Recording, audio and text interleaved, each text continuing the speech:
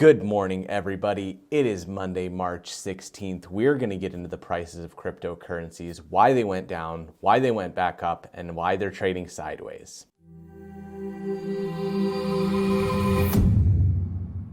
Okay, so the entire cryptocurrency world got flipped on its head over the last 7 days, and I want to go into why this happened. As you can see here, Bitcoin went all the way from $8,000 down to its low point at about $3,800, and then shot back up to $5,000, and now it's been trading sideways for the past 4 days. In the last 24 hours, however, it is down 5% at a grand total of $5,023.89. Ethereum is $112.81, down 9% from yesterday. Dash is at $43.60, down 6.6% from yesterday. And Litecoin is $33.19, down 6.7% from yesterday. I hope you guys enjoyed this video. I hope you got some value out of it.